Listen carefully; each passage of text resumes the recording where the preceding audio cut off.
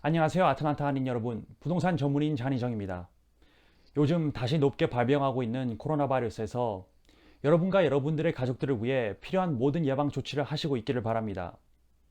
우리의 안전뿐만이 아니라 경제의 빠른 회복을 위해서도 이를 수행하시기를 바랍니다. 자, 지난 2달 동안 미국 경제와 주택시장에서 무슨 일이 있었을까요? 우리 경제는 전문가들이 예상했듯이 V자 모양의 회복으로 확실한 상승 추세에 있었습니다. 오히려 전문가들이 예상했던 것보다 더 빠르게 회복하고 있었죠. 지금 코로나의 2번째 발병에도 불구하고 우리 경제는 여전히 회복 단계에 있습니다. 그러나 안 좋은 소식이 있는데요. 현재 연구 실업률이 증가하고 있습니다. 그래서 오늘 제가 경제 회복이 어디까지 진행됐고 현재 실업률이 우리 경제와 주택시장에서 어떤 영향을 미치는지 자세히 설명해 드리겠습니다.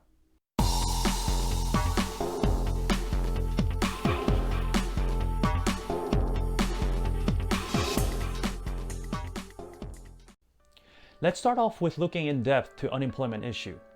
The original consensus was that we'll be adding around 3 million jobs in June, but in actuality, we added 4.8 million jobs, almost 50% more than what was projected. These are jobs that are coming back after they were lost due to shutdown.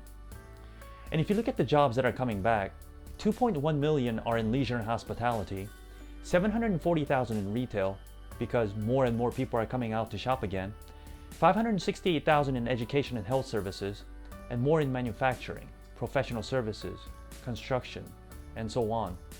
Obviously, if you look at this graph, you'll see that huge numbers of jobs have come back for leisure and hospitality.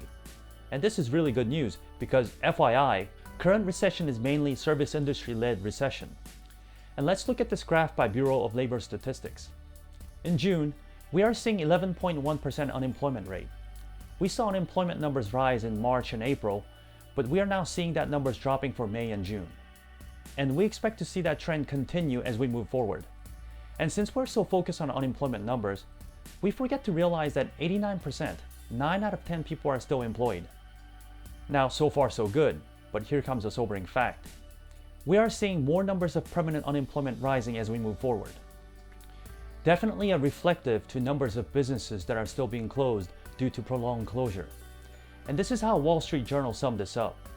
US job growth surged last month, underscoring the economy's capacity for a quick rebound if businesses continue to reopen and consumers regain confidence. A recent COVID spike, however, could undermine trends captured in the latest jobs report. As temporary unemployment drops, permanent job losses keep rising.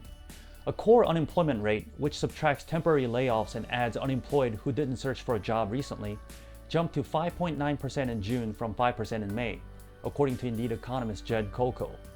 Okay, so let's look at this core unemployment rate graphically. So as we see overall unemployment rate dropping, we see core unemployment rate rising since April. Current rate compared to the core rate back in April 2010 on the left, we are right now about halfway where we were in 2010. This is something that we have to continue to keep our eyes on, and it raises a lot of questions like, how is this unemployment going to affect the economy and the housing market? Despite mortgage forbearance that was enacted to help people survive current economic storm, wouldn't people that are unemployed ultimately file for foreclosure? Now, Black Knight brings us good insight in regards to this. From all the mortgage forbearances, 77% have at least 20% equity in their homes. And again, by looking at the graph, you see that 90% have at least 10% equity in their homes. So what does this mean? Let's say you have $400,000 home and you have 20% equity on it. That's $80,000. Wouldn't you sell that home before you allow it to go on foreclosure? That would be a common sense, wouldn't it? Because this is how Black Knight summarized their report. The high level of equity provides options for homeowners, policymakers, mortgage investors, and servicers in helping to avoid downstream foreclosure activity and default-related losses. Now let's talk about what's happening in the current housing market. Through recent survey, vast majority, 87% of the sellers are concerned that their homes won't sell because of the pandemic and resulting economic recession. This is understandable, but just in the last month of June, 372,000 homes sold in the US. And if you look at the showing time graph, you can see that since we started reopening the economy, the demand for viewing homes have skyrocketed. This is Zillow's report from beginning of July. The newly pending sales are up 18.8% month over month, and new listings taken are up 5.2% month over month. But here's an interesting fact. the total listings are down 21% year over year, and new listings taken are down more than 16% year over year.